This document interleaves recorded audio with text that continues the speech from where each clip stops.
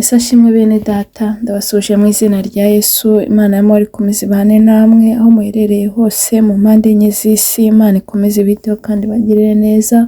Tugeze muri wa mwanya mwiza wo kuba imbere y'Imana, tugiye gutangira dusenga. Data wa twese uri mu ijuru, turagushimiye, turaguhimbaje, tugushimiye neza n'urukundo rwawe, tugushimiye ko turi amahoro, izina ryawe nirishyirwe hejuru.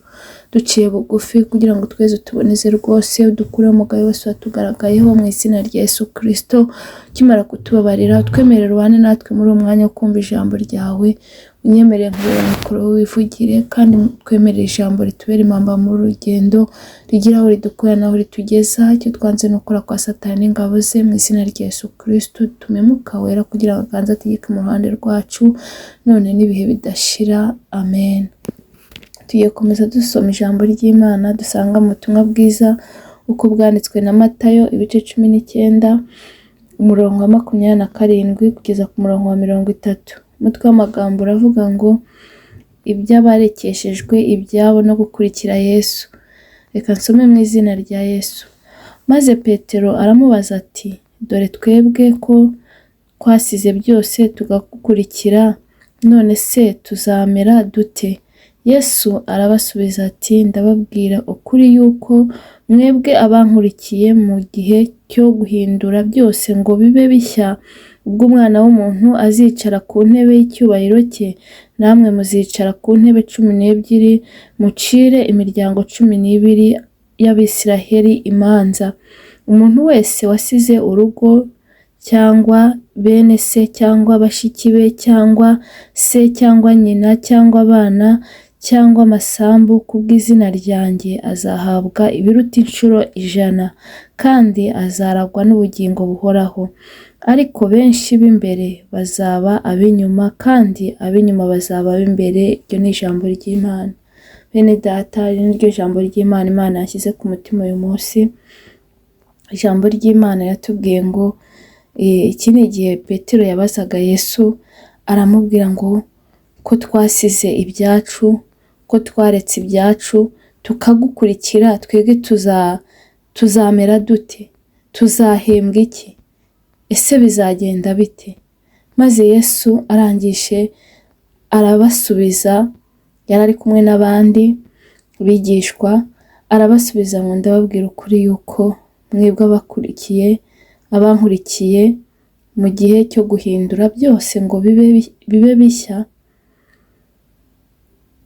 ubwo Umwana w'umuntu azicara ku ntebe y'icyubahiro cye, namwe muzicara ku ntebe 12, mucire imiryango 12 y'Abisiraheli imanza. Murumva ko abasize byose, abagize ibyo birengagiza kubera Yesu, nibagera mu ijuru bazicara mu byicaro byiza. Imana itugirire neza. Bene data munkurikiranye, ndabinginga kugira ngo namwe mugire ibyo mwigomwa kubera Yesu, kuko reka mbabwire, gukurikira Yesu ntago ari ukuyoba, gukurikira Yesu ntago ari ubujiji, ntago ari ukubura icyo umuntu akora, ahubwo ni amahitamo meza, kuko Kristo niwe tuboneramo ubugingo, niwe nzira n'ukuri n'ubugingo, ntawe uzajya kwa Data atamujyanye. Niyo mpamvu mbinginga kugira ngo mumugire uwa mbere mu buzima bwanyu, nanjye mugire uwa mbere mu buzima bwanjye, kandi ndabinginga kugira ngo mumugire inshuti, abafata ukuboko kugira ngo azabageze mu ijuru amahoro.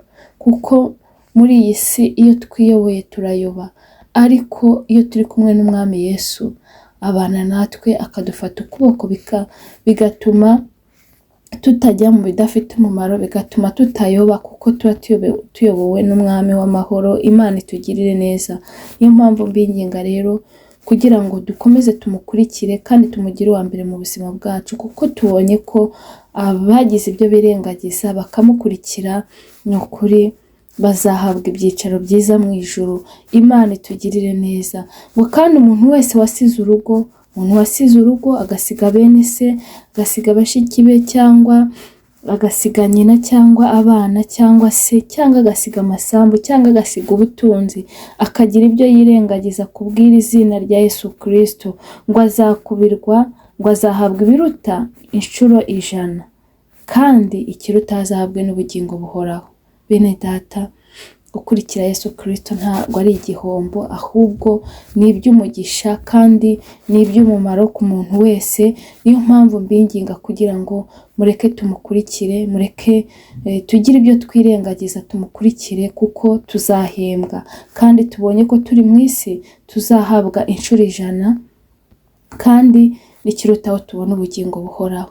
Kandi bene data ndagira ngo mbabwire ngo muri iyi si ahangaha turi turacumbitse, hano ntabwo ari iwacu ni mu ijuru. Niyo mpamvu mbinginga kugira ngo mureke dukorere ijuru nk'abazaritaha, dukunde Yesu kandi tumugire uwa mbere mu buzima bwacu kugira ngo abane natwe muri byose. Imana itugirire neza. Niyo mpamvu rero mbinginga kugira ngo buri muntu wese aze muri Yesu. Umuntu wese aze muri Yesu, kuko utari muri Yesu ari mu gihombo, kuko tubonye ko turi muri Yesu Kristo tuzakubirwa inshuro nyinshi. Turi mu isi tuzabona ubukire n'icyubahiro, kandi kirutaho tuzabona n'ubugingo buhoraho.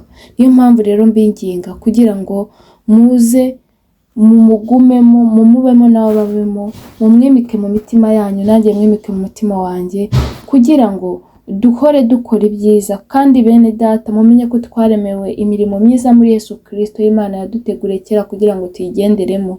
Niyo mpamvu mbinginga kugira ngo buri muntu wese agume muri Yesu Kristo kugira ngo abashe gukora ibyiza. Iyo umuntu ari muri Yesu Kristo hari ibyo atavuga, iyo umuntu ari muri Yesu Kristo hari ibyo adakora, iyo umuntu ari muri Yesu Kristo hari ibyo atagenderamo, kuko uyobowe na Yesu ntago ajya mu ngeso mbi, uyobowe na Yesu ntago avuga amagambo mabi, uyobowe na Yesu ntago akora ibikorwa bibi. Niyo mpamvu mbinginga kugira ngo muze tumuyoboke, muze tumugumemo nawe atubemo, kugira ngo tuzagere mu ijuru amahoro. Imana itugirire neza. Bene data ndagira ngo mbabwire ngo iby'isi ntibitume muva kuri Yesu, iby'isi ntibitume mutera Yesu Kristo umugongo, kuko ijambo ry'Imana ryarambwiye ngo nimubanze mushaka ubwami bw'Imana no gukiranuka, ibindi byose muzabyongererwa.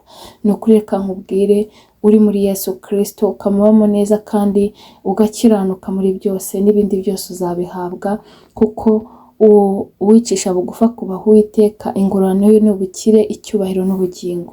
Niyo mpamvu nkwinginga kugira ngo wubahe Imana aho uherereye, mu byo ukora, aho utuye ujye wubaha Imana, ukora ibyo gukiranuka. Kandi reka mbabwire, kubaha Uwiteka nibwo bwenge, kandi kuva mu byaha niko kujijuka. Nimureke rero twubahe Imana ahagaragara n'ahatagaragara, twubahe Imana mu kazi dukora, twubahe Imana mu bo tugendana. Kandi reka mbabwire, hari abantu bajya bageraho bagaterwa ipfunwe nuko bari mu Mana, bagera mu bantu runaka bigatuma bihakana Imana, cyangwa ugasanga bari kwifata nk'abo bahuye kandi badahuje. Ariko ibyo ntibikabe bene data. Nimureke duhamye Imana ahantu hose, abatayizi bayimenye, abatarayimenya bayimenye, abatayemera bayemere, kubera ko iri muri twe. Imana itugirire neza. Nimureke rero iby'isi ntibidutandukanye n'Imana, iby'isi ntibitume dutera Imana umugongo, kuko reka mbabwire, twaje mu isi ntacyo tuzanye kandi tuzayivamo ntacyo tujyanye, kandi isi izashirana no kwifuza kwayo. Niyo mpamvu mbinginga kugira ngo dushake ubwami bw'Imana no gukiranuka, kuko ni igihe gito. Kristo ari hafi kuza gutwara itorero. Ariko bene data ndagira ngo mbabwire ngo niba natinze, urupfu ntirutinze. Muri kubona ukuntu abantu bari gutungurwa. Byaba byiza ushatse ubwami bw'Imana no gukiranuka, nanjye nkashaka ubwami bw'Imana no gukiranuka, kugira ngo tuzabone iherezo ryiza. Wowe nkurikiranye ndakwifuriza ko uzagira iherezo ryiza, ndakwifuriza ko uzataha ijuru. Ariko ndagira nkubwire ngo ntago ari ugupfa kugenda, kuko umuririmbyi yuzuye umwuka aravuga ngo abazajya muri icyo gihugu ngo bazaba bambaye imyenda yera. Iyo myenda yera ni ugukiranuka, iyo myenda yera ni urukundo, ni ukwirinda, ni ingeso nziza, ni gukunda abantu bose utarobanuye ku butoni, n'ibyiza byose, ni ibyo ngibyo, niyo myenda yera. Niyo mpamvu nkwinginga uko ushoboye ukora ibyiza, kuko twaremewe imirimo myiza. Wirinde ikibi n'igisa nacyo. Iby'isi ntibigutware umutima, iby'isi ntibibatwara umutima, kuko ibi ngibi tuzabisiga.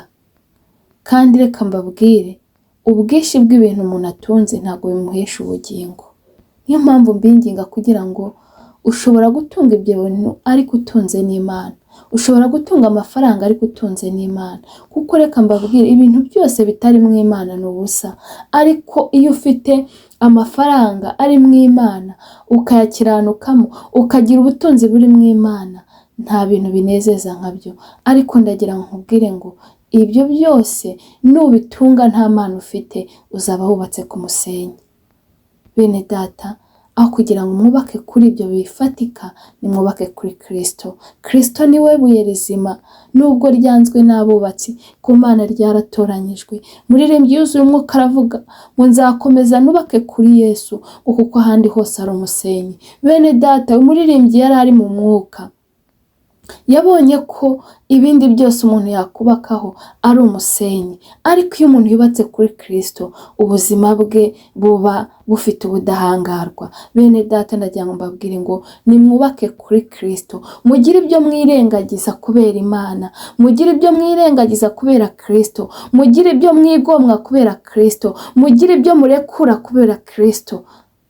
Bene data, reka mbabwire, hari ikintu kijya kibaho, umuntu agakora amanyanga, yarangiza gukora amanyanga akabaho ubuzima bw'ikinyoma. Noneho igihe cyagera akavuga ngo none se ninihana nzabaho nte?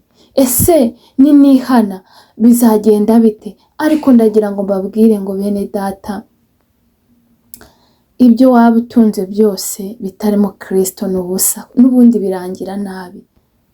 Ijambo ry'Imana ryarambwiye ngo si byakumarira iki gutunga iby'isi byose niwaka ubugingo.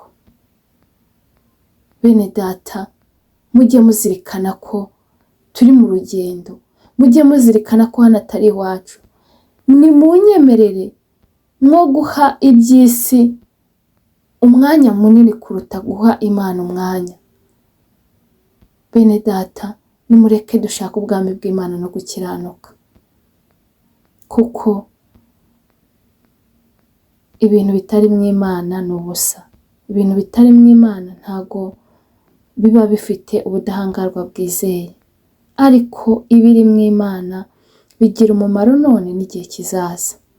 Ndabinginga rero kugira ngo mukorere Imana, mukunde Imana, mukunde Yesu. Yesu yaradukunze, adukunda urukundo rwinshi, araza aradupfira, twari babi, twari abanyabyaha, kugira ngo tubone ubugingo. None byakumarira iki gutunga iby'isi byose niwaka ubugingo? Ese byakumarira iki kuba hano mu isi unezerewe ukazababara iteka ryose? Ese byakumarira iki kuba hano mu isi wishimye ubundi ukazajya muri Gehenome? Ntago mwumvishe inkuru y'umutunzi na Lazaro? Umutunzi ngo yari mu isi anezerewe, afite buri kimwe cyose, arya icyo ashatse, yambara icyo ashatse, afite ubutunzi bwinshi. Ariko ubutunzi bwarangije abukoresha nabi. Lazaro yari umukene, akajya yifuza utuvungukira tumwe tuguye hasi, ariko natwo ntibatumuhe. Umutunzi ntatumuhe. Umunsi umwe barapfa, Lazaro arapfa, umutunzi arapfa. Umutunzi ajya mu muriro utazima, Lazaro azamuka mu ijuru. Yagezeyo aricuza, yicuza impamvu atakoresheje igihe cye neza, yicuza impamvu atakoresheje ubutunzi Imana yamuhaye neza. Niyo mpamvu mbinginga kugira ngo iby'isi ntibitume dutera Imana umugongo, iby'isi ntibitume tudakurikira Yesu. Kuko Petero yarabajije, arabaza, yabarije benshi, hari abantu babyibaza, ariko ndagira ngo mbabwire ngo ni ukuri, uri muri Yesu ntago azakorwa n'isoni. Ntago uzakorwa n'isoni, kuko ngo tuzahabwa inshuro 100, ngo kandi ngo duhabwe n'ubugingo buhoraho. Mwene data nkurikiranye, ndakwinginga kugira ngo nawe ubugingo buhoraho uzabuhabwe. Ndakwingingira Imana kugira ngo ijuru uzarigeremo, kuko byaba bibabaje wa musi utabonye Yesu. Imana itugirire neza, kandi Imana ikomeze ibaganirize, Imana ikomeze basange, kandi Mwuka Wera akomeze abaganirize. Ndabwira n'umuntu utari wakira Yesu Kristo nk'umwami n'umukiza, mwakire, igihe ni iki. Uyu munsi ni umunsi wawe, ejo ntuhazi. Akira Yesu Kristo akubera umuyobozi, akubera umujyanama, kandi akubera inshuti. Muri Yesu Kristo tuboneramo amahoro, tuboneramo ibyishimo, niho tubonera ubugingo, kuko niwe nzira n'ukuri n'ubugingo, ntawe uzajya kwa Data atamujyanye. Niyo mpamvu nkwinginga kugira ngo umwakire, agukure mu gitabo cyo kurimbuka, kwandike mu gitabo cy'ubugingo, kandi ntabwo uzicuza kumukurikira. Imana ikomeze ibamere umugisha. Reka dushime Imana kubwira ijambo. Data, mu izina rya Yesu turagushimye, turaguhimbaje, tugushimiye kubwira ijambo ryiza. Mana, Petero yabarije benshi, arabaza ngo ko twasize ibyacu ngo tukagukurikira ngo bizamera bite? Urangije ngo uramubwira ngo muri mu isi muzahabwa inshuro 100, kandi kirutaho muzahabwe n'ubugingo buhoraho. Mana rero, natwe tuzi ko turi hano mu isi dufite ingororano, kandi tuzahabwa n'ubugingo buhoraho. Abankurikiranye nabo ndakwinginze kugira ngo bagenderere, ubane nabo muri byose, ubahe Mwami Imana kuguhanga amaso wenyine, ubahe gushaka ubwami bw'Imana no gukiranuka, ubemerere impamba y'urugendo ntibibagize intego y'urugendo, kuko turi mu rugendo rujya mu ijuru. Icyampa Mwuka Wera akabasanga bakamenya icy'ingenzi. Biteho, bagirire neza, barindira ubugingo. Buri wese uko agukeneye akubone, mu izina rya Yesu. Kiza abarwayi, abafite intimba n'agahinda, baha amahoro yo mu mutima. Imfubyi n'abapfakazi ubiteho kandi ubiyereke. Umurimo wawe ukomeze uwagure, wongere usuke ububyutse, wongere usuke inzara n'inyota mu bantu bawe, kugira ngo bongere bakunde ibyawe. Abadahinduka ubahindure, abatarakumenya bakumenye. Mwami Imana, dusengeye ababyeyi bategereje urubyaro, biteho, bagirire neza, kandi buri wese uko agukeneye akubone. Urakoze kumvishe gusenga, icyubahiro ni cyawe ubu n'iteka ryose. Amen. Mwakoze cyane. Imana y'amahoro ikomeze ibiteho kandi bagirire neza, ikibitaho ikomeze barindire ubugingo, kuko ari bwo buruta byose. Naho ubutaha. Bye.